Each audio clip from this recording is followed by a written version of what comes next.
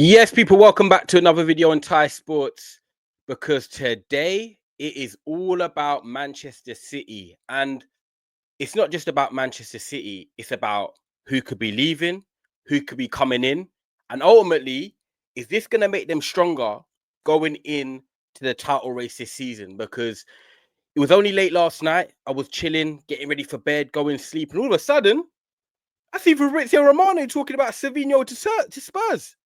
I was like, what? Like when you see tweets about transfers in the daytime, you're like, yeah, cool. Like you see it pop up on your phone, you see it's reliable, you see it's legit. But when I saw that, because of the time it was in the UK, which was about 1 a.m., transfer news does not normally drop at that time. So I was like, whoa. I went straight on the Fabrizio account. I looked at it. It was legit. It was there.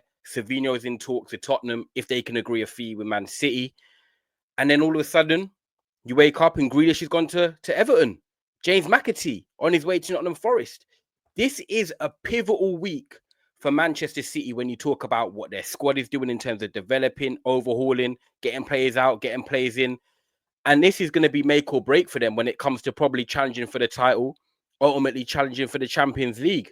And look, the major talk today is about one player only. And that is about who could be coming in if these players all depart, which it looks likely.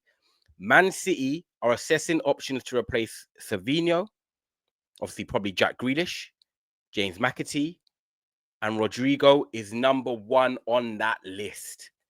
And to be fair, at 100 million, that's exactly what I understand his value would be. I understand the impact it will have on Man City, which we'll get to. And if I'm honest, it had to be the number one target that Manchester City were looking at. It had to be.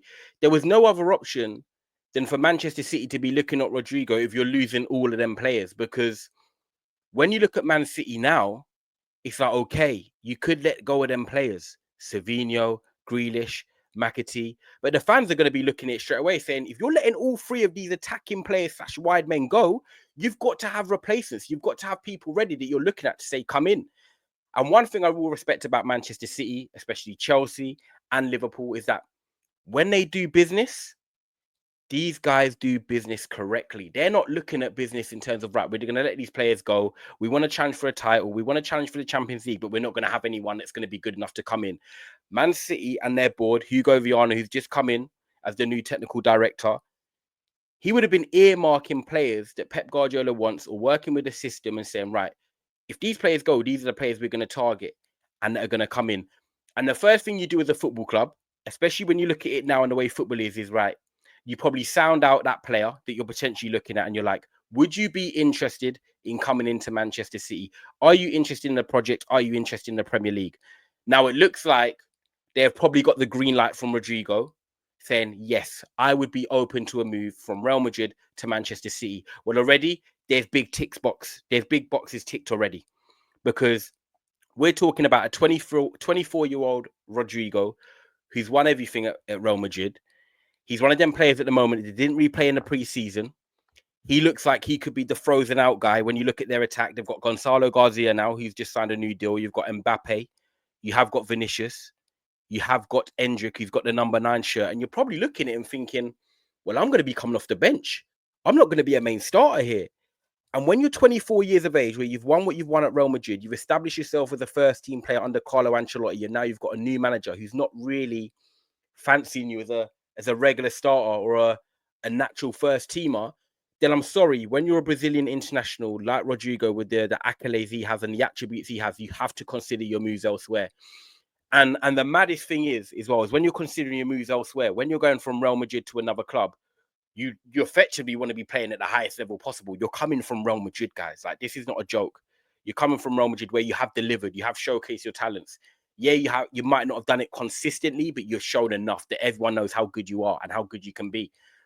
And if you're going to move to the Premier League, then I'm sorry, it has to be one of Chelsea, Liverpool, or Manchester City. And right now, it's looking like Manchester City are the number one team. They're the team that are looking at him. Unsurprised did Liverpool look at him with Diaz leaving and them not needing a natural winger as well, someone that can play across the front three. I think he could work at both teams. But right now we're talking about Manchester City. And this move works for Manchester City. This is one of the game changer signings because I'm saying Arsenal, they need to sign him.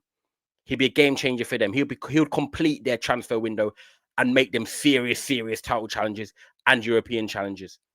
So when you're looking at a player coming in like Rodrygo, it's like, right, does he suit our team? The answer is yes. He can play on the right-hand side where Savinho is potentially leaving and he can play there. He can play in the number 10 role. Kevin De Bruyne is gone. You've got Cherky in there now. You've got Foden that can play in there, but Rodrygo can play in the number 10. You've got the left-hand side. Foden can play there. Doku can play there. You know, you've got Marmoush that can play there. He can also play 10. You've got Rodrygo, can play across the front three. What City are building is a team that has two very good players in each position, but also you want to have one sort of juggernaut, one sort of star. And I feel like Foden was that star at the moment. We need to see how he bounces back. Marmoush is a great squad player, can play across the front three and up top. You've got Doku, who is fixture proof. Certain games you really want a Doku. You know, you've got Reinders there in midfield now. But Rodrygo alongside Cherky, it just gives you that extra edge. You know, it just gives you that Man City have got a team that can beat anybody. That's how I'll be looking at it. And I think Rodrygo is really vital for Man City. And the reason I say that is because when I look at one skill that I feel like Rodrygo has an edge over the others, it's actually the pace. Because I think Doku is quick over short yards. I think Marmoush is okay as well. You got Foden who's all right. You got Cherky who's okay. Savinho's obviously going to be leaving the club. McAtee's going to be leaving the club. So when I look at Man City alongside Haaland, I'm like, they've got a lot of good creative players, technical players. But sometimes in European games or games away from home, you want an outlet on the break. You want someone with pace and technical ability. And Rodrygo suits that to a T. He suits that to perfection. And I see this move being something that definitely can happen.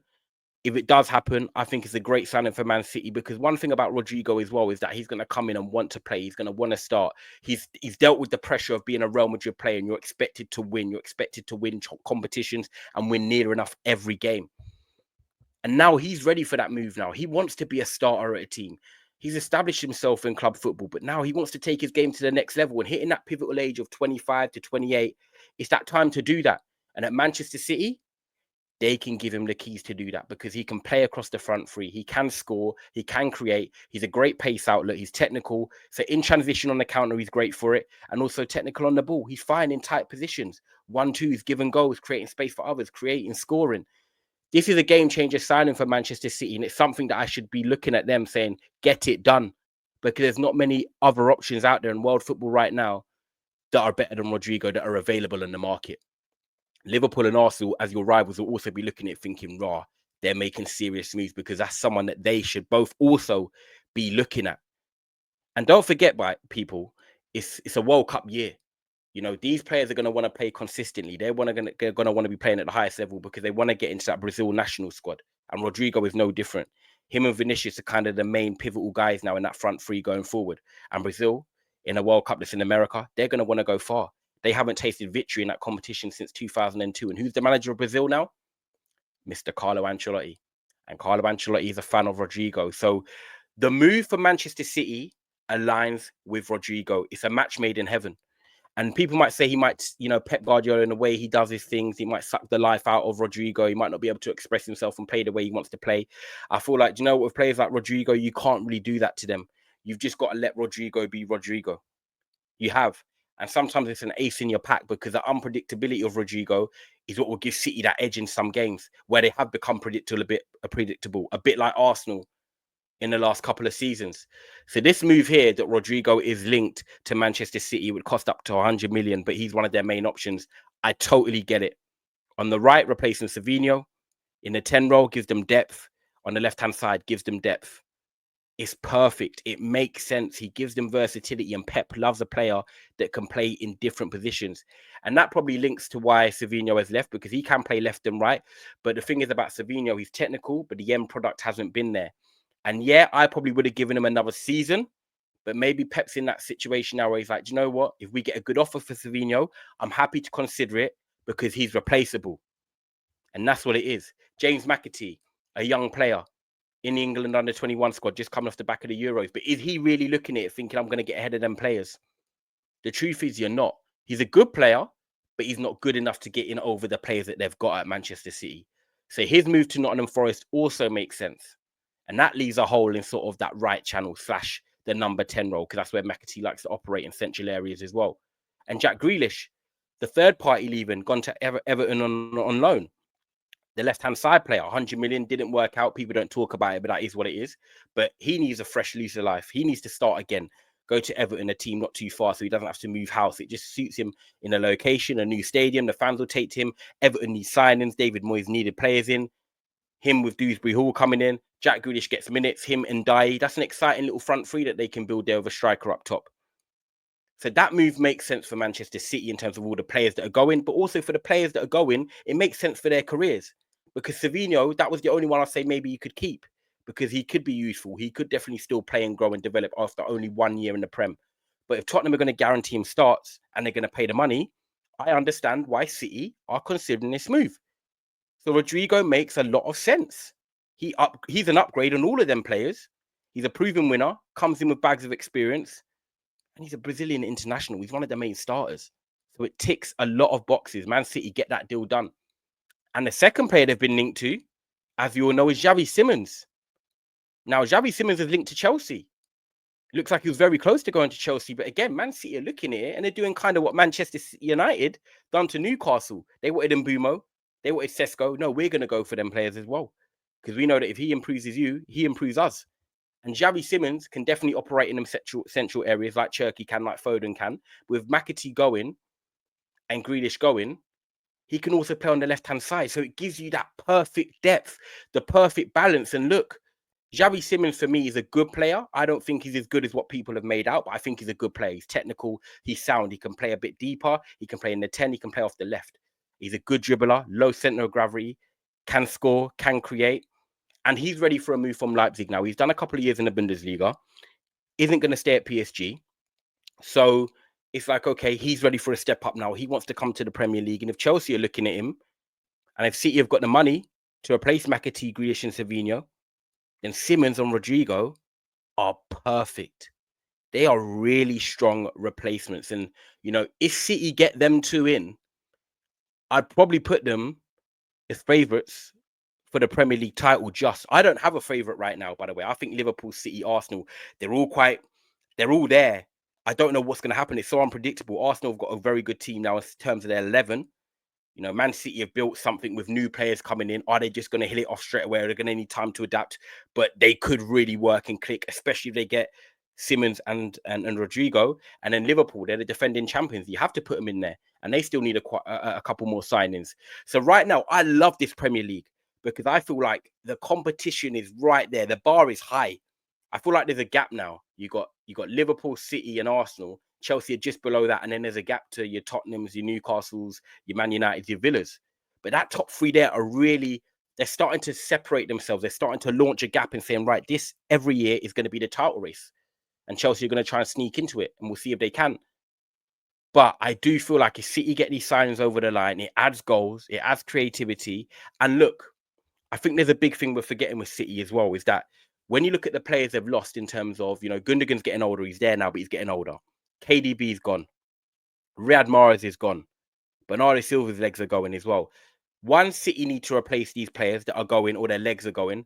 But two, the players that they have had in the last 4 or 5 seasons, they had, you know, the chance to score at least 10 goals or 8 to 10 goals a season.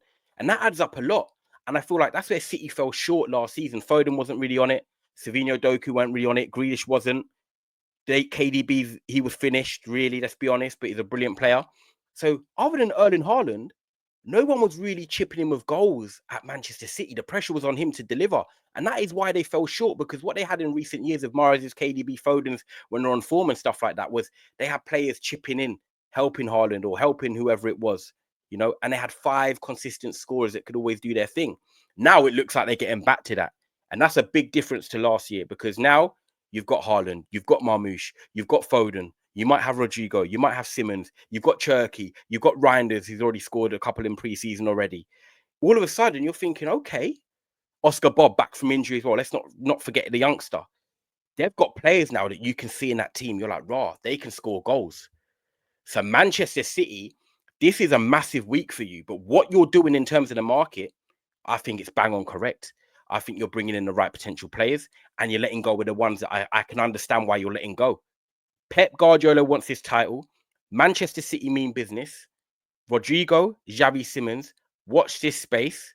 Could we get a here we go soon? Because I'm telling you now, them signings elevate Manchester City. And they're in a title race. But now, could they be favourites? Let me know in the comments your thoughts on these transfers for Manchester City. Big news for them coming out today. Make sure you like, make sure you subscribe. I hope you enjoyed this video, and I'll catch you on the other side. Bless up.